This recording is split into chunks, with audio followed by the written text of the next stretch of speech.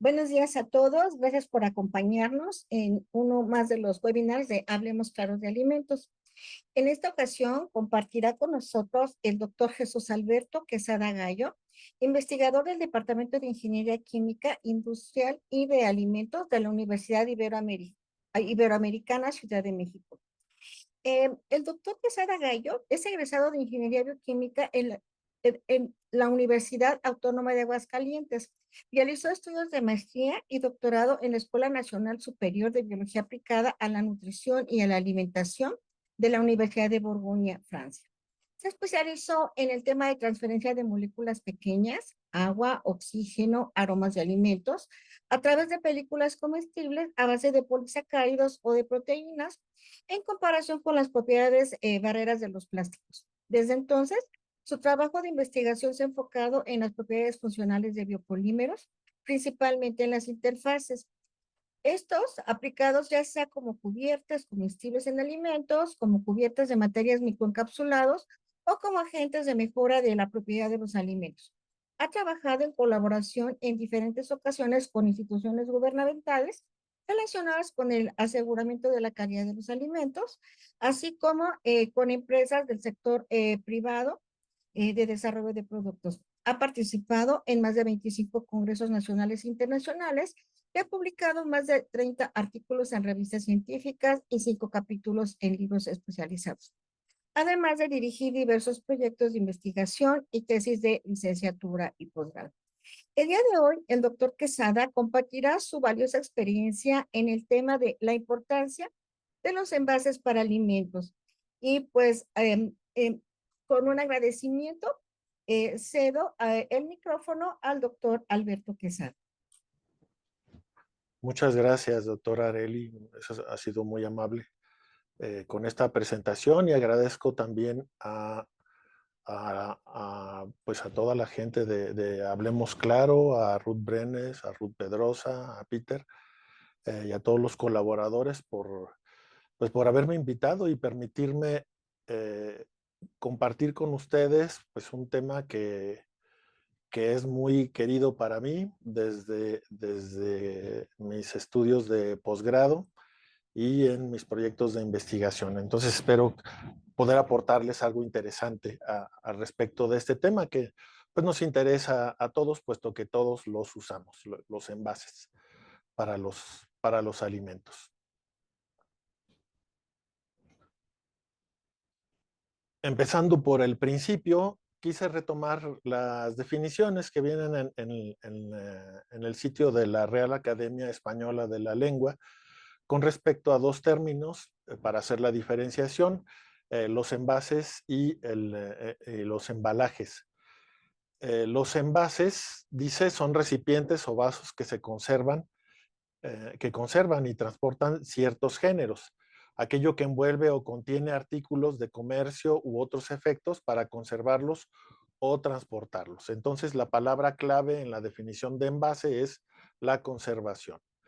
Mientras que el embalaje, también de acuerdo a la Academia de la Lengua, es caja o cubierta con que se resguardan los objetos que han de transportarse.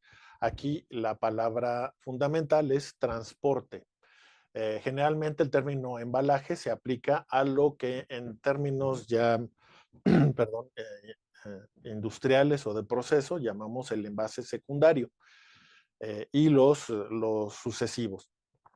Mientras que el envase es el que está en contacto directo con el alimento.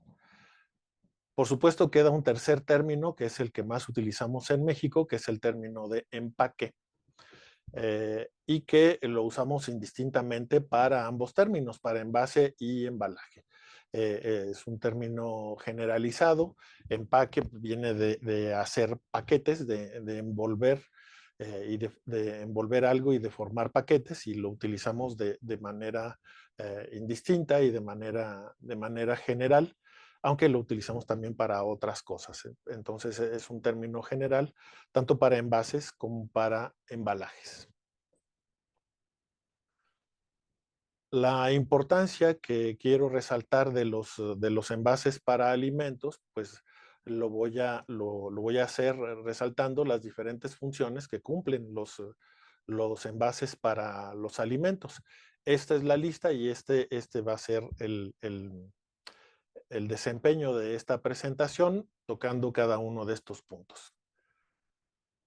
Comenzando por el término de protección.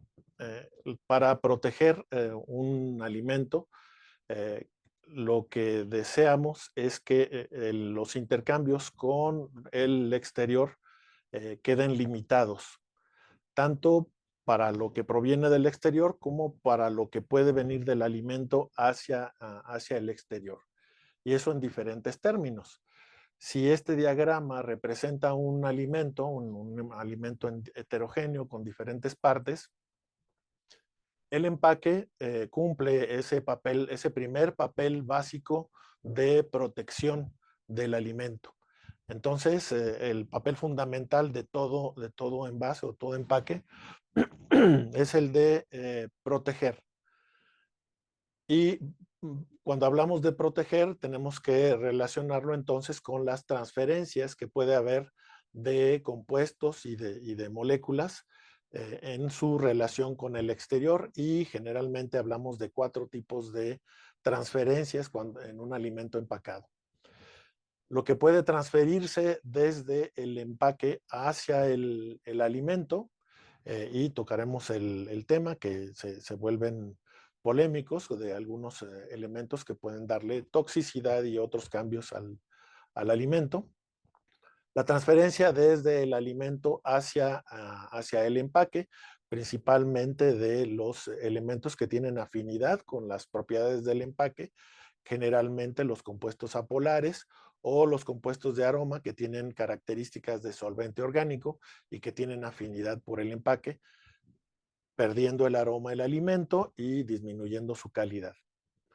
El tercer tipo de transferencia es la transferencia que se da desde el exterior a través del empaque y que llega hacia el alimento.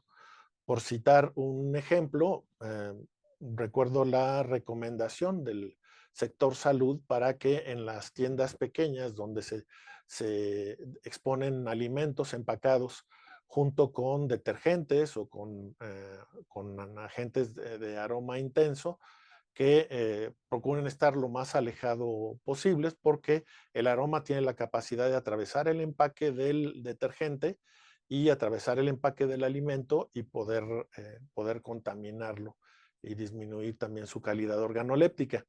Y finalmente, la cuarta transferencia es de compuestos que están en el alimento a través del empaque hacia el exterior. El ejemplo más específico o más claro sería el agua en forma de vapor, que al salir del alimento, pues también va cambiando sus características.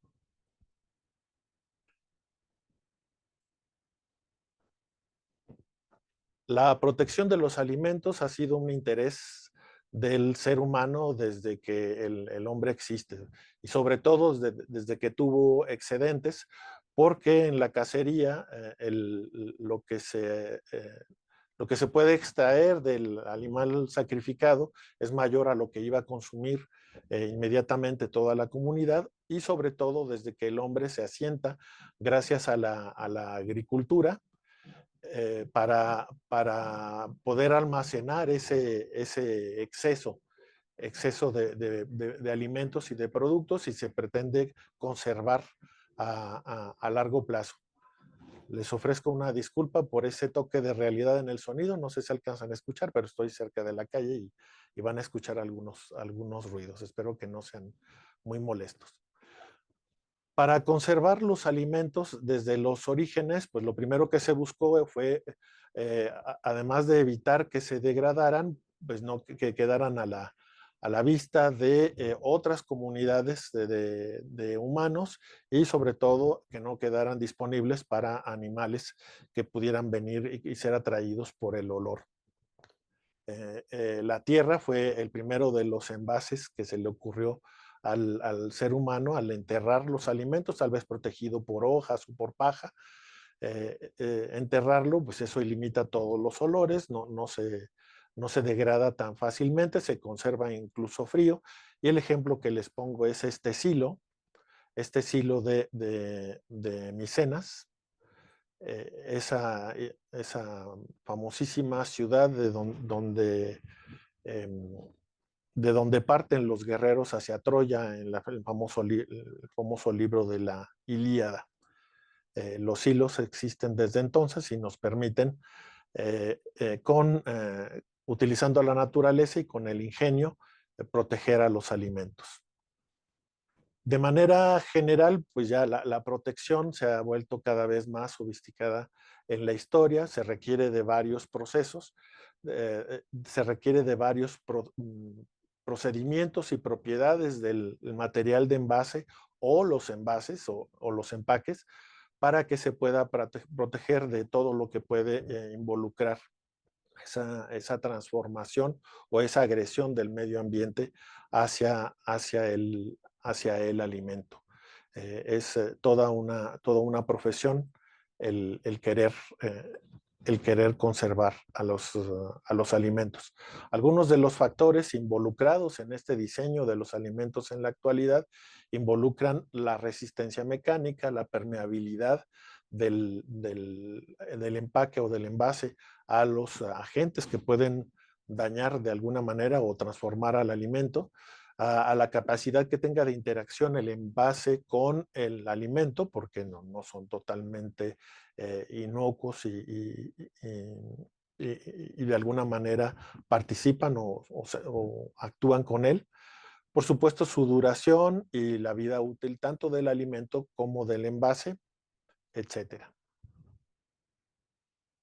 La segunda función es la de conservación, del de mantener sus características, sobre todo sus características sensoriales, su color, su aroma, su textura, conservarlas el mayor tiempo posible para que a la hora de abrir el envase siga siendo apetitoso y deseado por el consumidor, teniendo, si posible, la apariencia de algo que acaba de ser producido. Para la conservación de los alimentos, tomando nuevamente ese diagrama del alimento, tomaremos en cuenta las interacciones que puede haber con el medio ambiente. Diferentes tipos de sustancias, el vapor de agua pueden entrar o salir del alimento, vapores orgánicos como los aromas o los solventes pueden entrar o salir. En el caso de frutas y vegetales, diferentes tipos de gases que participan en el metabolismo, en la continuación del metabolismo de ese vegetal, pueden ser intercambiados o incluso sustancias líquidas o sólidas que denominaremos solutos, se están intercambiando constantemente con el medio ambiente. Es decir, el alimento es un sistema dinámico de intercambio de sustancias que además deben de ser protegidos de la entrada de factores de alteración como la luz o la luz ultravioleta y además pues, se debe proteger de los golpes y de la manipulación al mismo alimento. Cuando hablamos de un alimento heterogéneo que tiene diferentes partes, una pasa dentro de un pan, un cereal y fruta seca al lado, por citar algunos ejemplos, pues también en las diferentes partes del alimento puede haber intercambios de diferentes tipos de compuestos y cuando se desea que no existan estos intercambios, existen soluciones. La manera más drástica y que involucra los envases es cuando los ingredientes vienen por separado en bolsitas diferentes, con diferentes propiedades de permeabilidad, transparencia, etcétera, para luego el consumidor pueda mezclar esos elementos. De manera general, y sin entretenerme, sin verme muy termodinámico en hablar de este término, cuando hablamos de la conservación de un envase hacia el alimento, se requiere de dos parámetros físico-químicos, que son la absorción y adsorción, y de la permeación para evitar las interacciones con el envase. El evitar las interacciones, eso es evitar, por un lado, la pérdida de la integridad del empaque, que se puede degradar perdiendo alguno de estos factores, por citar algunos ejemplos. Y las interacciones, por el otro lado, pues pueden modificar la vida útil del alimento, modificando o ocurriendo diferentes tipos de alteraciones como estas. Generalmente, la que pensamos primero es en la contaminación microbiana, aunque mm, la vista, ya he mencionado varias veces las características sensoriales, pues es importante y por lo tanto el cambio de estas propiedades sensoriales son un parámetro de modificación del alimento, incluso son un parámetro de determinación de la vida de anaquel y de la vida útil del alimento. Entonces, para evitar estas interacciones debemos de tomar en cuenta cuáles de los materiales de envase tienen mayor propensión a interactuar. Aquí abajo están los diferentes tipos de materiales de envase, desde los recubrimientos, el papel o el cartón, el plástico, los envases multicapa, que incluyen plástico, cartón o metal, el vidrio, el aluminio y el metal. De estos, de acuerdo a esta curva que marca la interacción, debemos de tomar especial atención en los materiales plásticos y multicapas, que son los que más pueden interactuar con el alimento y provocar ese tipo de modificaciones que evitan su conservación. Desde hace muchos años, incluso a nivel de casa, podemos realizar conservas, sobre todo en los países que tienen estaciones muy drásticas y de cambios muy drásticos entre el invierno y la primavera y el verano. Es decir, cuando se tiene la época de abundancia, hay que tratar de almacenar lo más posible y los métodos de conservación de estos alimentos han permitido al ser humano tener esos productos durante mucho tiempo, algunos de ellos durante todo el año. Y en esos procesos, por supuesto que está involucrado el envase, donde se va a conservar ese producto. Con esta diapositiva quiero insistir en el hecho de que los procesos de conservación no son algo nuevo, y muchos de ellos son originados desde hace cientos o miles de años, desde el inicio de los procesos desarrollados por la humanidad. No son una cuestión industrial, es un interés fundamental de subsistencia y de conservación de los alimentos del ser humano.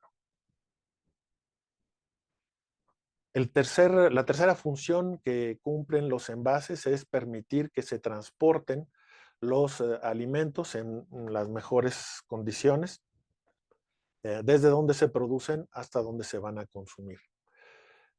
Un buen ejemplo de diseño del envase para poder transportar son precisamente los barriles.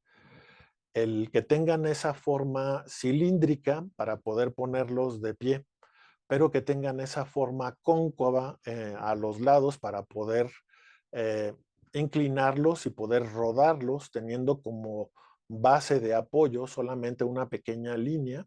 Eso físicamente hablando requiere de menor fuerza de empuje y facilita el transporte de 100, 200 kilos de alimento dentro de una misma barrica.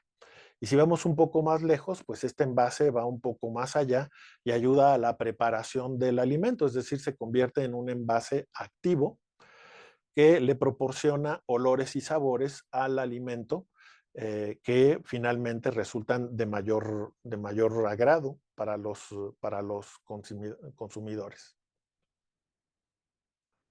Para el transporte también está involucrado el diseño del envase. Estos recipientes de transportación de épocas antiguas con el extremo acortado, más estrecho.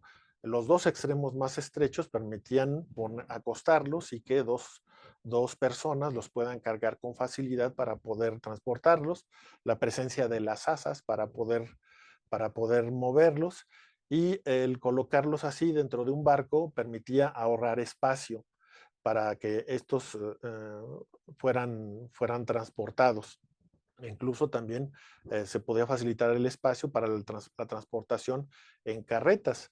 A veces olvidamos que durante la mayor parte de nuestra historia nos transportamos o a pie o gracias a ese fabuloso animal que es el caballo, que nos permitió eh, transportarnos y transportar todo lo que necesitamos mientras no fuera por agua. Entonces, el envase también está diseñado para tener buenas condiciones de almacenamiento, de transporte y de presentación hacia el consumidor. Los envases que tienen materiales vegetales, pues no es algo nuevo, aunque podría parecerlo ahora que estamos retomando esos materiales con nuestro interés de volvernos sustentables en estos aspectos, pues los recipientes vegetales han existido también desde hace muchos años en todas o casi todas las culturas. Aquí los términos que utilizamos en español, guajes, jícaras o bules, pues provienen de diferentes frutas, calabazas, papayas, por mencionar cocos, por mencionar algunos ejemplos, y existen desde el 13.000 antes de Cristo, desde los albores de las primeras culturas. La pregunta es, por qué no retomar el ejemplo de la naturaleza para poder sustituir y darle diversidad a los envases de los alimentos? Aunque en este caso les presento una bota de piel, hecha de piel para bebidas, generalmente para vino. Esa forma la adquirió porque originalmente eran los órganos de los animales, el estómago o los pulmones, que podrían servir como recipiente o como envase del alimento. Son fáciles de transportar con cuerdas, como les decía, a caballo se puede transportar, poder transportar agua. eh, Cuando quisieron transportar leche no les funcionó mucho porque en el estómago pues se cuajó. Para muchos esos fueron los inicios de la elaboración del queso, pero eh, fue un accidente que finalmente eh, produjo algo agradable. En fin, le insisto, aunque este recipiente está hecho de piel, pues se sigue utilizando para cuestiones tradicionales en las ciudades coloniales, donde hacen callejoneadas, es muy acostumbrado a utilizar la bota de vino. Nuevamente, la naturaleza puede ser un ejemplo efectivo para el diseño de los envases. Seríamos, mm, habríamos logrado algo trascendental cuando podamos diseñar envases tan eficaces como la cáscara de una fruta. Estamos en el camino, pero hay un camino largo por recorrer en ese sentido. La mayoría de ustedes o muchos de ustedes tal vez lo sepan o lo recuerden. El proceso de enlatado tiene 2 siglos, un poco más de 2 siglos. Surge en un concurso convocado por Napoleón para poder que los soldados pudieran transportar sus propios alimentos. Era difícil, en ocasiones no se podía encontrar un alimento aprovechable en los lugares que eran sitiados o que eran conquistados, y convocó a un concurso de premio de 12,000 francos de esa época, que es mucho más significativo ahora, es algo como 500,000 pesos. Y el señor Nicolás Appert ideó o estabilizó el método, estandarizó el método de conservación utilizando recipientes de vidrio puestos en agua a ebullición, el alimento también llevado a ebullición y así envasado, y utilizando un corcho o una tapa eficaz para que la condensación de los vapores en el espacio de cabeza pudiera condensarse y generar ese vacío. Y esto en combinación con algo que se empezó a distribuir más o menos en la misma época, pero en Inglaterra, por el señor Peter Durant, el cilindro de metal sellado o la lata, pues nos da un proceso de conservación o un sistema de conservación y de envase de los más eficaces, porque podemos hacer un tratamiento térmico intenso de ese alimento, en donde se requiere el mínimo o no se requieren otro tipo de aditivos de conservación. Nuevamente, las necesidades de transporte de los soldados franceses motivaron la creación de procesos de conservación. Por supuesto, ha evolucionado mucho el transporte de los alimentos y cada vez más diferentes sistemas, vehículos con sistemas de refrigeración o de atmósfera controlada, pues ya permiten transportar alimentos frescos o incluso formar parte del proceso de maduración en tiempo requerido para que sea distribuido y que se tenga más o menos el mismo tipo de productos en cualquier lugar del planeta con diferentes, a pesar de sus diferentes climas. En esto, el punto importante o el sistema importante que hay que mencionar es el proceso de trazabilidad. En el transporte tenemos que dar un seguimiento muy cercano a las modificaciones que puedan ocurrir en ese alimento por proceso de transportación, por cambios de temperatura, por acumulación de ciertos gases como el etileno en el sistema, por mencionar algunos ejemplos. En esto, el envase o la caja en donde va a ser transportado, pues tienen una participación al grado de que ya son los mismos envases los que se pueden encargar de comunicarnos de manera directa hasta nuestra computadora qué es lo que está ocurriendo con los parámetros de importancia en el trayecto. Entonces, la evolución de los envases en el proceso de transporte y su trazabilidad pues se vuelve fundamental en nuestros tiempos. En un aspecto más, eh, ya no tanto de composición y de conservación del alimento, sino más bien de imagen y de presentación, porque hay que resaltar algo fundamental.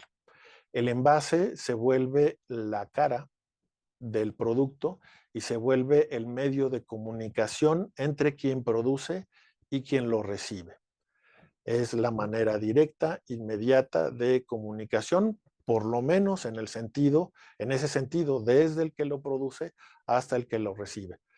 Últimamente se ha tratado de hacer más dinámico ese proceso y ahora ya a partir del envase, el que lo produce recibe comentarios, sugerencias, eh, críticas, etcétera, etcétera. Por lo tanto, pues la presentación se vuelve fundamental.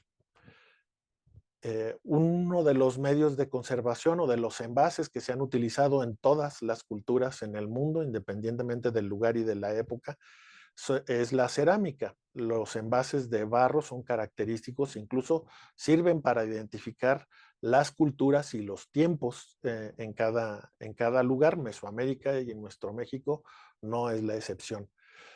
Aquí les presento un ejemplo de vasija griega arcaica, en donde no se había logrado el desarrollo del arte que tuvieron en el siglo V y darle ese tipo de realismo a las vasijas. Eh, pero sobre todo las vasijas no solamente se volvieron un medio de conservación, sino que más allá representaban los gustos de la persona o de la familia que la poseía, incluso sus creencias o su fe, sus aspectos religiosos, a quien invocaba en esas vasijas y por supuesto su estatus. Su estatus, una vasija más desarrollada y más elaborada, pues representaba mejor su idiosincrasia.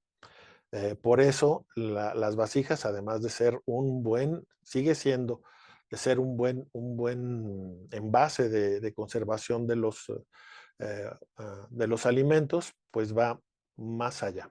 Y lo mismo ha ocurrido con los envases. Los envases actuales, pues también es una manera de presentar a los alimentos de acuerdo a diferentes parámetros. Otro ejemplo un poco más reciente, pues es la botella de vidrio que por primera vez fue diseñada, tuvo un diseño específico para las bebidas alcohólicas en el siglo XVIII, para la bebida champaña. Y digo por primera vez, por supuesto que se usaban botellas de vidrio desde la época romana o incluso desde los egipcios, pero aquí es donde ya se diseña con diferentes propósitos el envase de vidrio para llevar a cabo, por ejemplo, la segunda fermentación, es la que produce el gas para que las levaduras no queden adheridas a la base de la botella. Tiene una curvatura cóncava que facilita que se despegue una vez que se inclina la botella, y una vez que se inclina, la levadura se acumula cerca de la boca de la botella, y es más fácil destapar, sacar esa acumulación de polvo blanco, que es la levadura de la segunda fermentación, y volver a tapar para que quede solamente el líquido gasificado. También se diseñó un borde que está en todas las botellas, en todas las botellas de vidrio, en la mayoría, por lo menos las de bebidas, ese borde que en un inicio tenía el propósito de realizar el sableado. El sableado es abrir la botella utilizando un cuchillo o un sable y dando un golpe seco a la botella para que se rompiera esa parte y poder.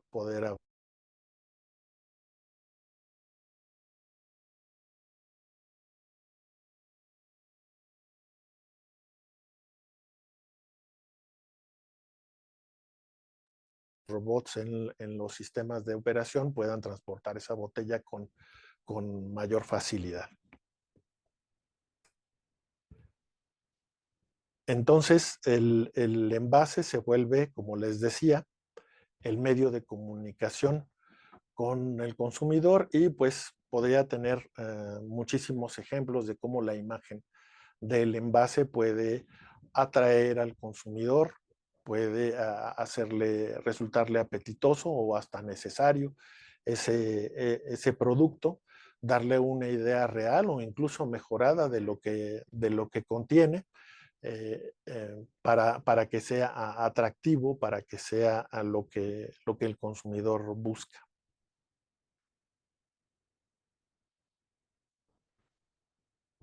Como es el medio de comunicación, por supuesto, el envase proporciona información con diferentes propósitos y en diferentes sentidos, pero proporciona información al consumidor. De manera general, quise presentarles esta lista de un organismo español que nos habla de las 12 informaciones que pueden o que deberían de contener cualquier envase. Y lo leemos rápidamente. Por supuesto, la denominación o el tipo de alimento que se está envasando, la lista de ingredientes y la indicación cuantitativa de los mismos, las sustancias que pueden causar alergias o intolerancia, la cantidad total o cantidad neta, la fecha de duración mínima o fecha de caducidad o la fecha recomendada de consumo, las condiciones especiales de conservación y de utilización: consérvese en un lugar fresco, consérvese a 4 grados centígrados, en refrigeración, etcétera. El nombre o razón social y dirección de la empresa alimentaria, quién me está proveyendo de este producto.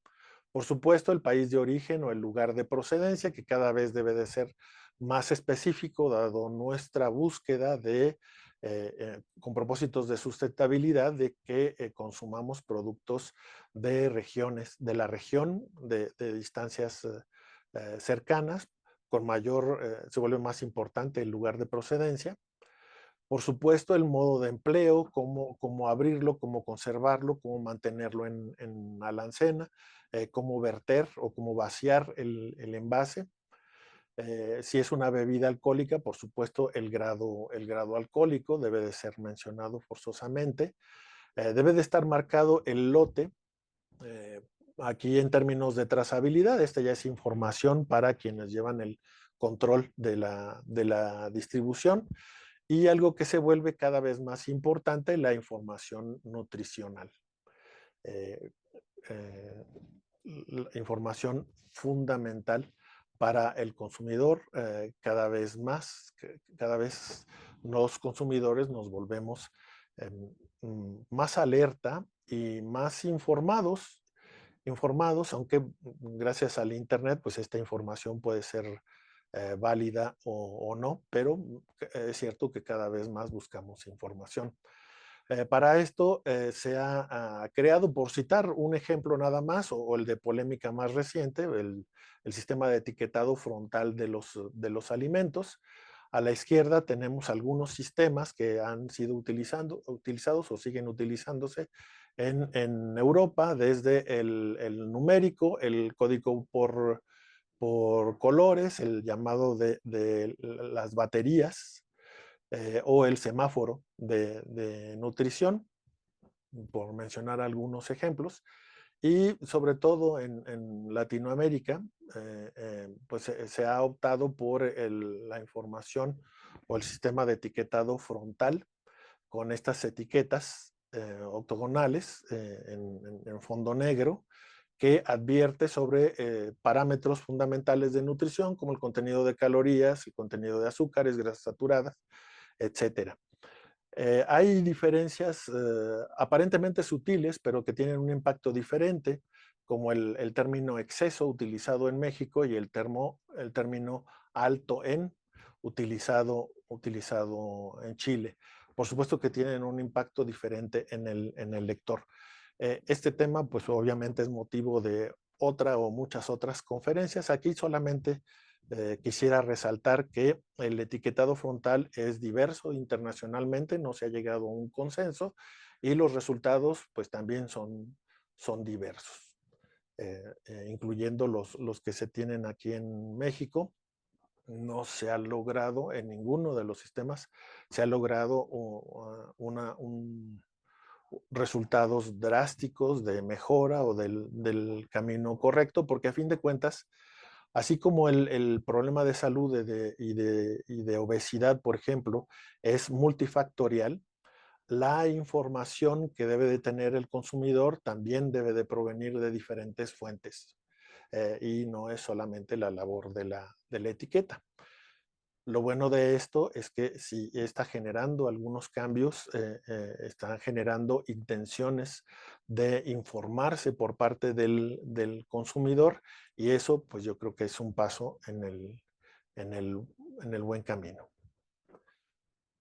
Y si vamos un poco más lejos en información, pues hay envases nos dan información que antes no nos pudiéramos imaginar. Esta botella o la etiqueta de esta botella de cerveza, acostumbrados a beber la cerveza fría, la etiqueta se ha vuelto un indicador de la temperatura, no exacta, pero un indicador de la temperatura. Estas montañas que aquí se ven en azul cuando la botella está fría, se vuelven grises, al igual que el contorno, diciéndonos que la cerveza está caliente. Entonces, el tono azul de las montañas nos está indicando de manera directa, sin necesidad de tocarla, que la cerveza está en condiciones de ser bebida fría. Otras van un poco más allá. Estas etiquetas nos hablan de la exposición a temperaturas por arriba de los 18 grados centígrados y van modificando su tonalidad desde el blanco absoluto, cuando la exposición ha sido breve, hasta la exposición prolongada, que es este círculo mayor en rojo, donde nos está diciendo que ha estado demasiado tiempo eh, eh, a temperaturas relativamente altas, por lo tanto no es recomendable consumirlo. A estos envases que nos proporcionan informaciones a los que se les ha denominado envases inteligentes. Obviamente son envases activos porque están participando de alguna manera, ya no se limitan al rol barrera, pero nos están dando información valiosa y directa. Otros ejemplos es esta etiqueta en donde te indica que si el centro es más oscuro que el aro de color rojo oscuro, es porque el alimento ha estado demasiado tiempo fuera del refrigerador. Hay que recordar la cadena de frío, lo que mencionan los ingenieros en alimentos, la cadena de frío, en el proceso de preparación y de distribución, pues varias veces sale del refrigerador y vuelve a entrar, y por lo tanto se requiere de ir teniendo un registro del tiempo que permanece realmente frío, y esta etiqueta lo permite. Otros ejemplos, indicadores, porque los hay varios, es estos puntos que nos hablan de la temperatura en donde, que contiene el producto entre 40 y 54 grados centígrados, nos va marcando, eso obviamente es temperatura de preparación, y este que nos va indicando también de alguna manera si ha sido enfriado correctamente. Los envases inteligentes entonces proporcionan información que es útil para el consumo seguro. Esa información puede ir al consumidor o puede ir a los encargados de la distribución y de exhibición del producto para que tengan mayor conciencia del historial de temperatura de esos alimentos. Si se vuelve un sistema de comunicación, se vuelve el envase un parámetro de identidad. Y aquí el envase forma parte de la marca. Eh, un ejemplo es para las regiones vitivinícolas la forma de la botella. Históricamente la botella del vino ha ido evolucionando desde la forma de cebolla hasta la forma cilíndrica con cuello alargado que tenemos ahora. Pero ya la forma de la botella nos permite identificar el origen, por lo menos a nivel Europa, de ese vino. Si tenemos una botella curveada en la panza, dicen los de envases, en la panza, es el sistema provenzal de la provincia francesa. Si es una botella un poquito más gorda, muy parecida a la de la champaña, pero no tan alargada, es de la región del Barolo. Los vinos dulces como el Sautern se envasan en botellas un poco más delgadas y alargadas. Los vinos del Rin se caracterizan por un cuello alargado. Los de la región de Borgoña en Francia tienen un cuello alargado, pero son más anchas en el diámetro. Las de los vinos dulces, como el Oporto, pues ya casi forman completamente el cilindro. Los vinos espumosos, pues es característico de la Champaña, y los vinos de Burdeos y de la Rioja, pues es un cilindro alargado con un cuello corto y más bien con hombros cortos, también se le denomina así, y con un cuello más alargado. Es decir, se puede identificar la región, tal vez no la marca, pero sí la región de la que ellos están muy orgullosos. Perdón.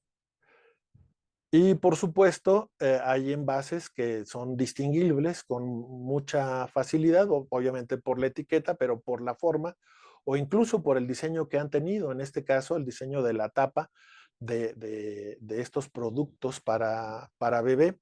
Es característico su diseño, es por primera vez se diseña una tapa para dar confianza.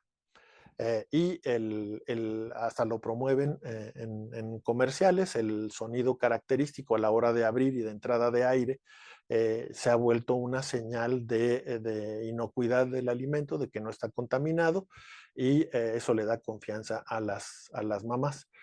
Por cierto, esta señora era la bebé de la imagen que dibujó su propio padre, el fundador de esa marca. Por supuesto, el tema de sostenibilidad ya lo he mencionado. Los envases pues participan de en forma fundamental de los riesgos ecológicos y pues de degradación de los sistemas y de los ambientes, de los desechos de todos los, de todos los desechos plásticos. El 40% de esos desechos tienen que ver con envases de un solo uso, y de esos, el 40% corresponde o están relacionados con alimentos. Entonces, es un porcentaje entre 15 y 20% que se vuelve fundamental, importantísimo, que la industria de alimentos está proporcionando de envases, sobre todo de plásticos, y que de alguna manera está involucrada y tiene que participar en lo que se tiene que modificar si queremos volvernos sustentables. Ya les había comentado las ideas de envases biodegradables, pues han existido siempre utilizando materiales de la naturaleza. Los canastos, que son fibras vegetales, que son fácilmente degradables en el ambiente, pues han existido desde toda la vida. Son de diferentes tamaños, de diferentes densidades, con diferentes capacidades, con diferentes pesos y de provenientes de diferentes materias primas.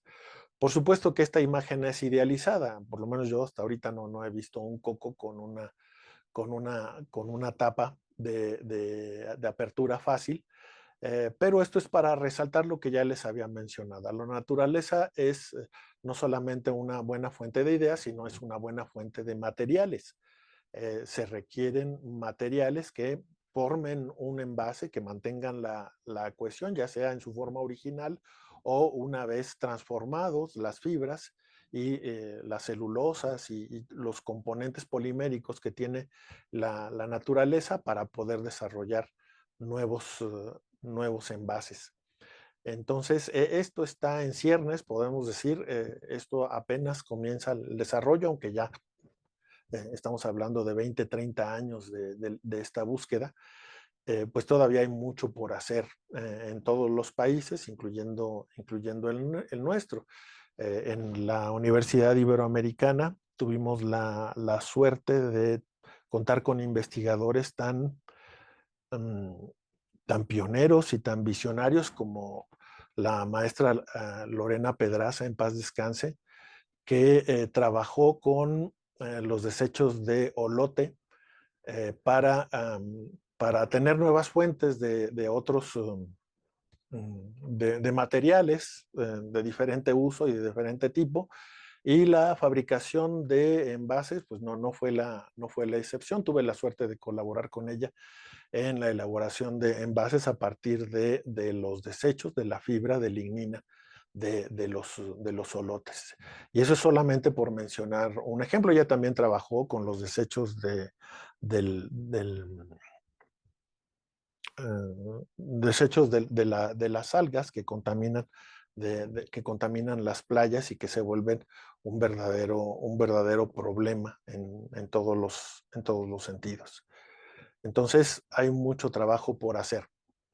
Y hay derivados plásticos que han mostrado su degradabilidad y que han resultado en elementos que pueden sustituir de alguna manera pues los plásticos tradicionales de origen de petróleo. El ácido poliláctico desde hace 20 años pues ha sido el ejemplo de plástico degradable que se pueden obtener características y funcionalidad de los nuevos plásticos degradables para sustituirlos, aunque pues todavía queda pendiente el solucionar precios, métodos de elaboración y orígenes de las materias primas y el seguir trabajando en que estos procesos no signifiquen una contaminación de otro tipo por exceso de combustibles para la preparación de estos materiales biodegradables,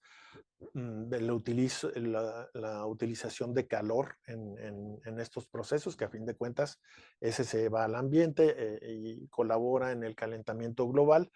Entonces todavía hay aristas de estos procesos que en un principio suenan ideales y que pues todavía hay que corregir. Un aspecto importante de esto pues son los microplásticos, que de los que pues todo el mundo habla y todos nos preocupamos al respecto. Hay que decir que los envases de alimentos no participan tanto en la distribución de microplásticos en los desechos y en el mar, como lo participan los cosméticos o lo participan las llantas y los textiles. Los textiles, el 60% de los tejidos que utilizamos son de materiales sintéticos y de ahí se tienen mucho de esos microplásticos. Hay mucho por hacer al respecto también en este sentido y aunque les menciono, los envases de alimentos no participan tanto en esa liberación de microplásticos, pues el problema es global y todos debemos de participar en esa solución. Este año va a ser importante porque la Comisión Intergubernamental de las Naciones Unidas prometió liberar una serie de acuerdos para liberar al planeta y a la humanidad del problema de contaminación con los plásticos de manera definitiva. Entonces se tiene muchas expectativas, por lo menos desde el 2021, que fue el último informe relacionado con la contaminación con plásticos. Tenemos expectativas y, por supuesto, todos tenemos que participar en eso. En cuanto a la degradabilidad, creo que este cuadro resume de manera muy eficaz lo que tenemos a disposición en cuanto a degradabilidad. Aquí vamos desde los no biodegradables hasta los biodegradables y en el eje de las X vamos desde los sintéticos hasta los biobasados, basados lo que rescatamos de algún ser vivo. Por supuesto que los ideales son estos, los biodegradables y biobasados, y hasta ahorita se tienen polímeros basados en almidones con diferentes capacidades, todavía tal vez no tan competitivos, polímeros basados en celulosa que le siguen el ácido poliláctico y otros derivados químicos que pueden ser degradados con facilidad. Lo siguiente que deseamos es, por supuesto, los biodegradables, aunque no sean de origen biológico, sino de origen sintético, los derivados del polietileno, del poliestireno, del polivinil alcohol, que han adquirido un cierto grado de biodegradabilidad y que han sido pues distribuidos, han sido el éxito temporal en este proceso de transición. Las bolsas en las que metemos nuestras frutas y verduras en los supermercados, pues generalmente son de este tipo este tipo de plásticos que tienen un cierto nivel de biodegradabilidad. Enseguida, pues obviamente requerimos que se utilicen, que ya no se utilice tanto los derivados del petróleo y que se vuelvan, que utilicen otras fuentes, porque sabemos que el petróleo se va a terminar, que utilicen fuentes biológicas para la elaboración de ese tipo de plásticos, aunque aquí hay que decirlo, pues no son biodegradables. Hay que hacer la diferencia. Algunos son biodegradables y otros son degradables solamente. En los biodegradables se involucran otros seres vivos, generalmente microorganismos, para que se encarguen de degradarlos y no permanezcan ni en la tierra ni en el agua. Y los degradables no intervienen otros seres vivos, intervienen los sistemas, las condiciones de ambiente para poder degradarlos. Los consumidores debemos de informarnos cada vez más y llegará el momento en que sí entendamos que si nos dice biodegradable, hay que ir más allá y que nos diga qué tipo de biodegradable es. Y aquí abajo a la derecha pues están los que queremos evitar o por lo menos que sean reutilizables y encontrar sistemas de reutilización de esos plásticos para que no se sigan produciendo más. Yendo un poco más allá y ya dentro de los empaques activos, ya como penúltimo tema, existen envases que han llegado al punto no solamente de servir como barrera de protección o proporcionar algo más, sino envases que modifican el alimento o el ambiente. Aquí como ejemplo, una botella plástica que tiene la capacidad de controlar por el sistema de microcápsulas que tiene en la pared el flujo de oxígeno a través de esta botella, limitando los procesos de oxidación al interior de esta botella, o aditamentos o accesorios que se colocan dentro de la botella y que con el tiempo van a ir absorbiendo moléculas como el oxígeno, como el dióxido de carbono y otros compuestos que le producen amargor al alimento, lo van a ir transformando para hacerlo más fácilmente consumible. Si ustedes son aficionados a algunas cervezas irlandesas, por lo menos a las más tradicionales, pueden en algunas de las latas girar lentamente la botella y van a oír una pelotita que se está moviendo ahí dentro, que se encarga de ir modificando y absorbiendo lo que es desagradable dentro del alimento para que sea más agradable al consumirlo.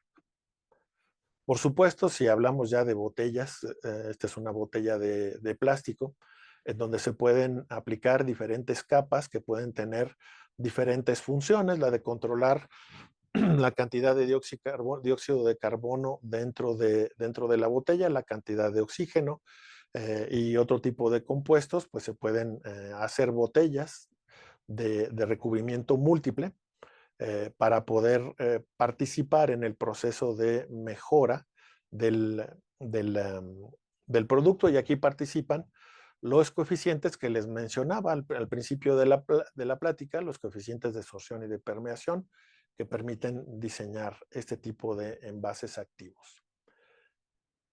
Finalmente, los envases que nos ayudan a preparar los alimentos.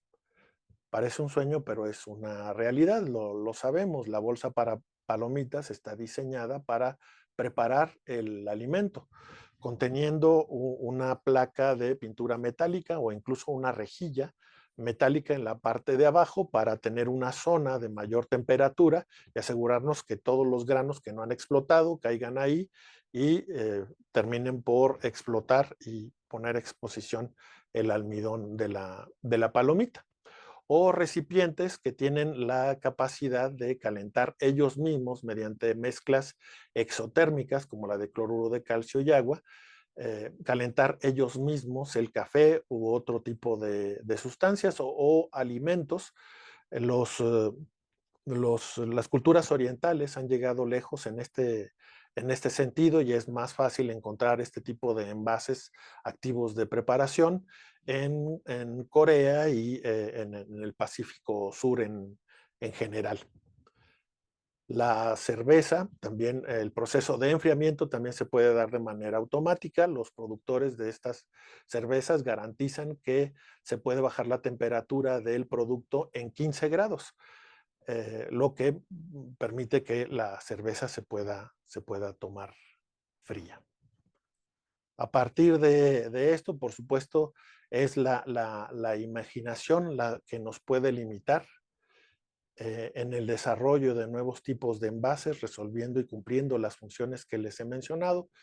Y es por eso que se siguen y se seguirán requiriendo mujeres y hombres activos e inteligentes para continuar trabajando en la importancia que tienen los envases en la conservación de los alimentos.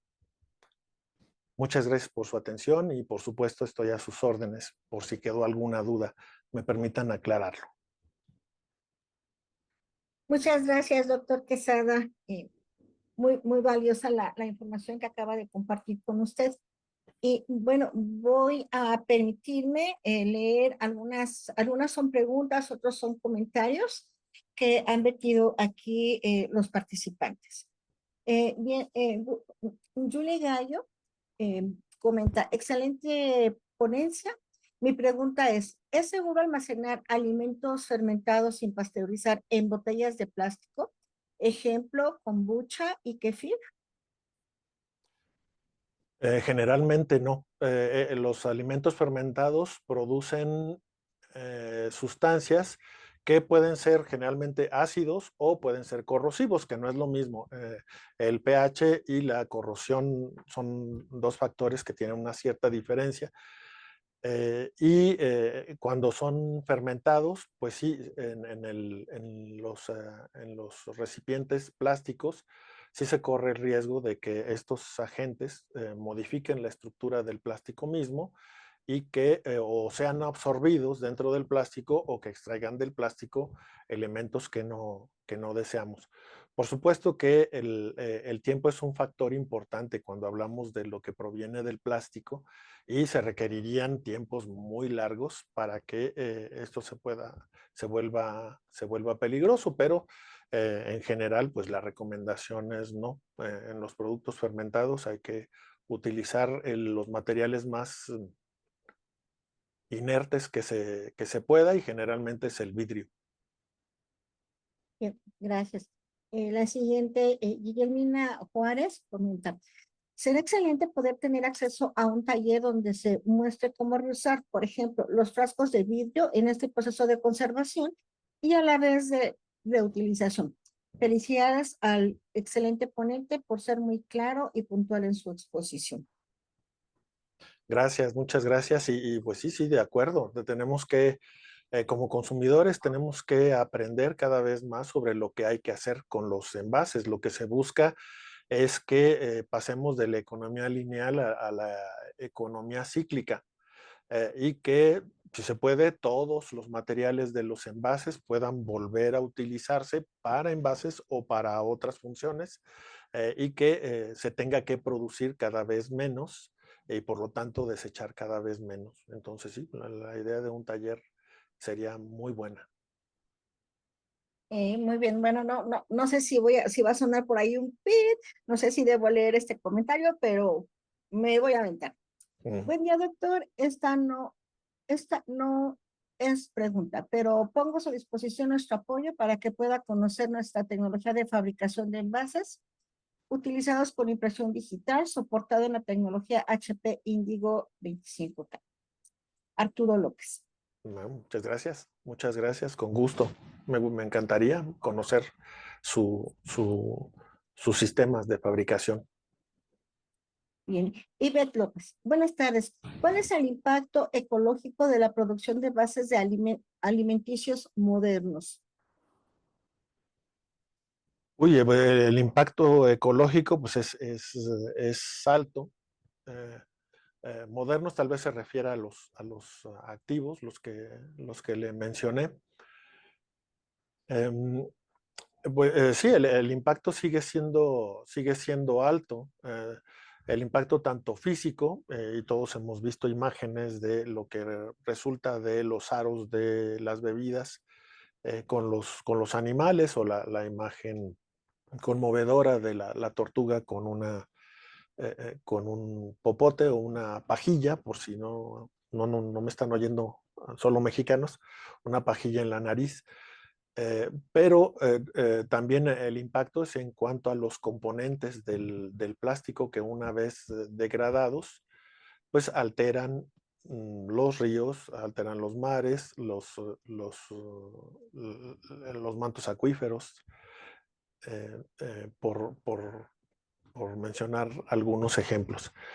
Se ha ido transformando, eso ha ido disminuyendo. Si comparamos con los envases que se producían hace 20 años, por supuesto que esto se ha ido modificando.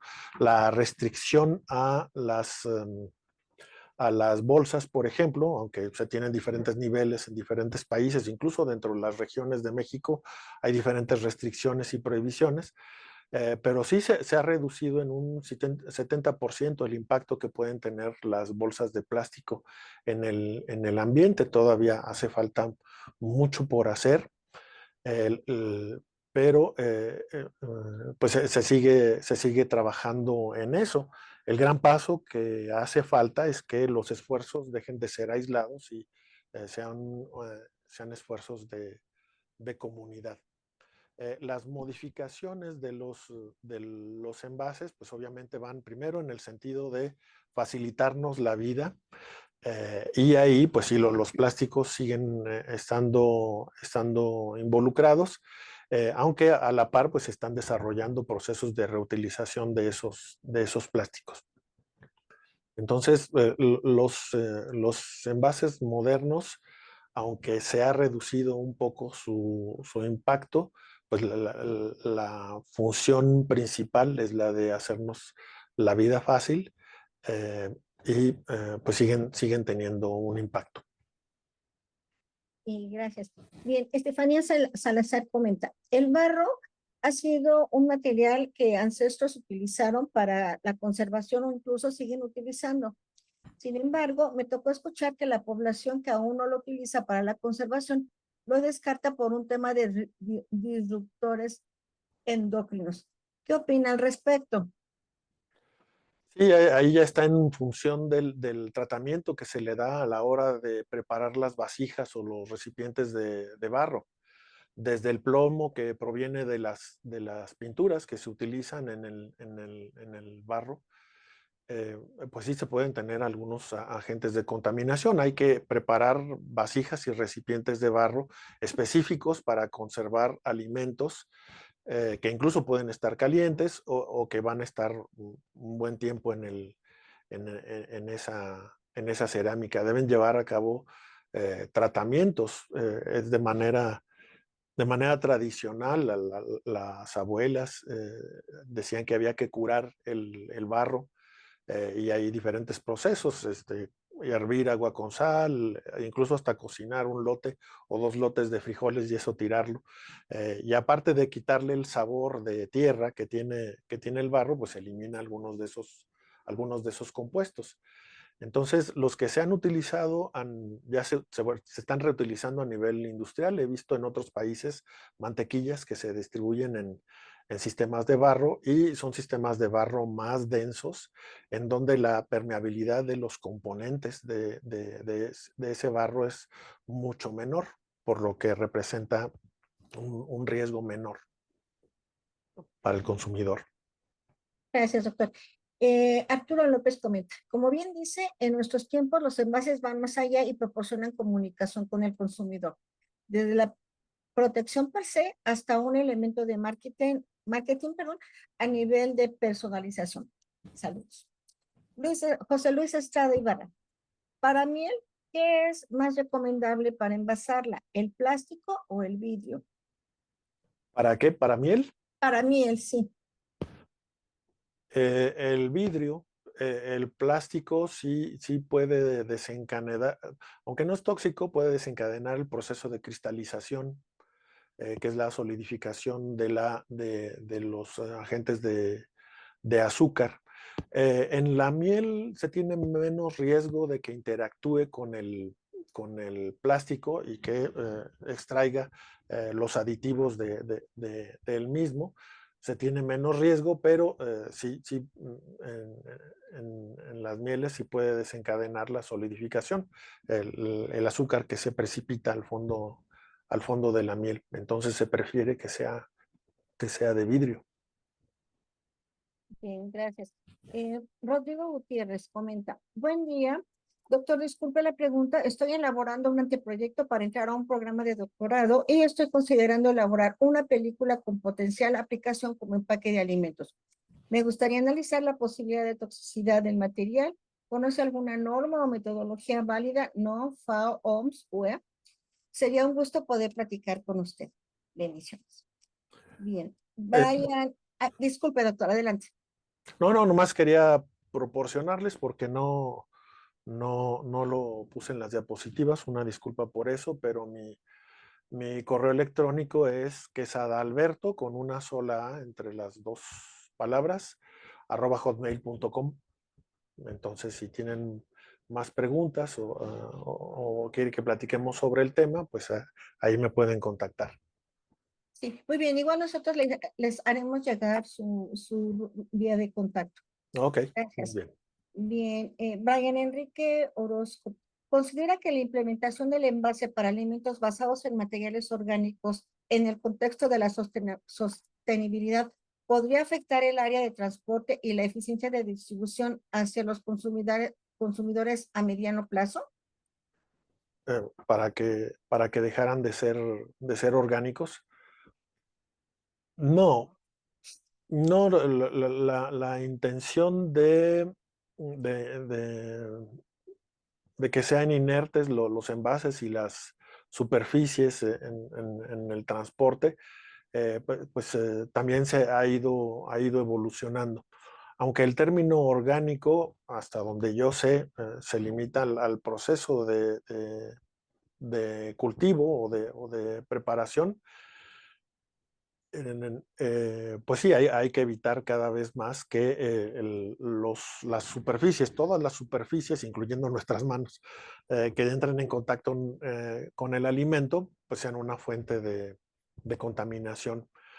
Aunque también en este sentido, pues sí, los plásticos nuevamente, como sobre todo han ido evolucionando para que si son una superficie de contacto con el alimento, tal vez no en un envase que se va a desechar de un solo uso, sino en las superficies que se utilizan durante el procesamiento y el transporte, pues los policarbonatos y otro tipo de plásticos disminuyen la posibilidad de contaminación del alimento. Gracias. Sí. Eh, M- Medina Guadalupe, ¿cómo saber si realmente es biodegradable? Y continúa en otra pregunta, en estas atmósferas modificadas, ¿qué gases se utilizan? Ok. La primera es una muy buena pregunta y pues sí se requiere de laboratorios para poder analizarlo. Em, para empezar, biodegradable, la primera diferencia que hay que distinguir es la de entre biodegradable y compostable, porque muchas veces se confunde. Compostable es que es un plástico que se puede, o un empaque que puede acompañar las fuentes de carbono para microorganismos o para gusanos en un sistema específico para eso. Biodegradable, pues también no hay una definición específica y general sobre la biodegradabilidad. Las pruebas, si uno revisa las normas en los diferentes países, pues hay normas específicas para biodegradabilidad en presencia de oxígeno, en ausencia de oxígeno, en tierra, en agua, en sistemas modelo. Entonces, biodegradabilidad es un contexto muy amplio que por conveniencia, pues los consumidores decimos es el requisito que debe tener, debe de ser biodegradable. La mejor manera, y eso es lo que los consumidores estamos exigiendo cada vez más, es utilizar envases biodegradables donde se tenga la marca y quien lo produce, e ir al sitio y buscar información sobre los procesos que realizan ellos de manera específica, porque, pues sí, desgraciadamente se cometen fraudes y se le pone el sello de biodegradable a lo que No no lo lo es. es. Ah, gracias. ¿Sí? Susana Tegues. Hola, los envases sirven para ser reusados y seguir guardando alimentos. Por ejemplo, los de yogur. Bueno, esa es la intención, que puedan ser reutilizados. Las famosas, son 7 u 8 Rs del proceso de sustentabilidad. Y la idea es que la mayoría de los envases puedan ser reutilizados, así como hemos sustituido o tratamos de sustituir las botellas desechables de agua por los contenedores y los termos que ya cada vez más nosotros cargamos, pues esa es la intención. Los envases de yogur, supongo que los envases grandes de yogur de 1 litro, pues sí, la gente los sigue reutilizando porque se vuelven muy prácticos y hasta se vuelven jícaras y eh, eh, Dentro, se les da diferente uso, ¿verdad? sí. Entonces sí, aunque no es la intención rotunda para que se pueda reutilizar, pues Sí, ese es el propósito y en ese sentido se van a ir modificando varios de los envases. Alicia Delgado. Buen día. Retomando esta última función, ¿me podría dar su explicación en atmósferas modificadas y controladas? Ya, no respondí la segunda pregunta de la persona anterior. Atmósferas modificadas o MAP, que es Modified Atmosphere Packaging, y las atmósferas controladas o CAP. Modificada es que lo que esté alrededor del alimento, ya sea dentro del envase o dentro de una cámara, no tenga la misma composición que el aire, que es 21% de oxígeno y 79% de nitrógeno, más otros en pequeñas cantidades. Entonces, modificada puede ser desde disminuir la concentración de oxígeno o cambiarla totalmente y poner solo nitrógeno, como en las bolsas para las papitas. Esa es la atmósfera modificada. La atmósfera controlada ya es un sistema más sofisticado en donde va a haber alguien que provea de un gas o que absorba un gas para que la concentración de oxígeno o de agua, de vapor de agua, se mantenga dentro de un rango específico dentro del envase. Un ejemplo de una atmósfera controlada sin utilizar equipos muy sofisticados son las bolsas para café. Las bolsas para café, si se han fijado, hay un triangulito en la bolsa que sobresale y si uno lo toca, pues es un plastiquito que tiene forma de triángulo y tiene unos orificios que contiene también materiales plásticos que tienen la capacidad de expandirse o de cerrarse en función del contenido de vapor de agua dentro de la bolsa. Entonces, esa valvulita de alguna manera está controlando el contenido de vapor de agua en la atmósfera dentro de la bolsa de café.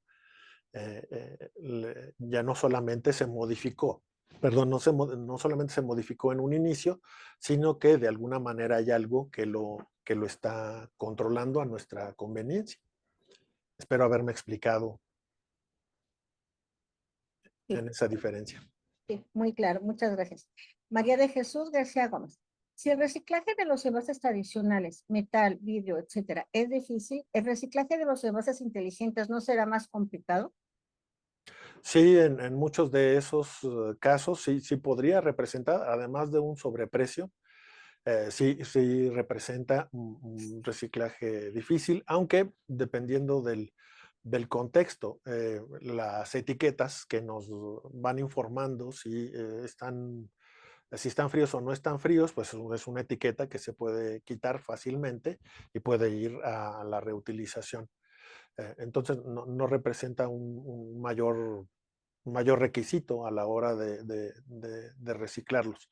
Ya si hay una modificación grande o está verdaderamente adherido, como los envases multicapa, es el gran problema de los envases multicapa, es que es difícil despegar y separar las partes.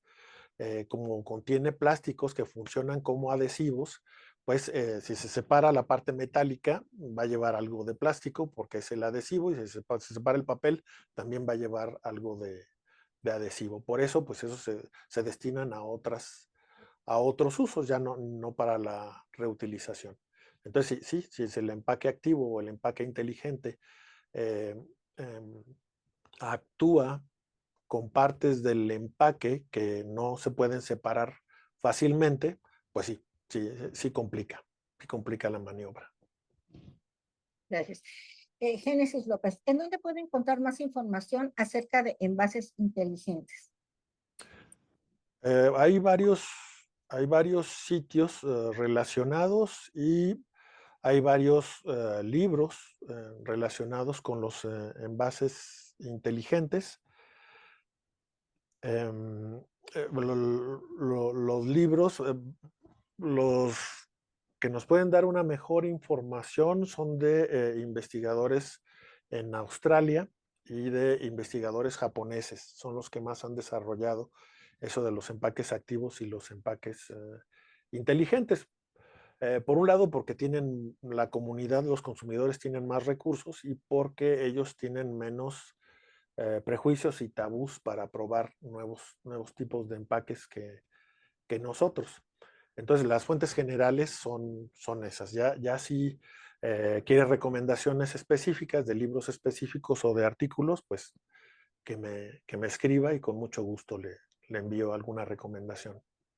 Muy bien. Marta Lorena Cortés Olvera, excelente ponencia. Gracias.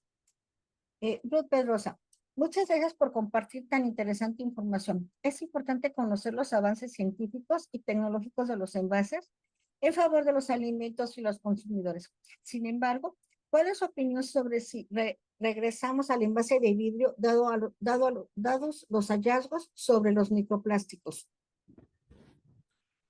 Sí, pues sí, es importantísimo mantenernos informados y cada vez más.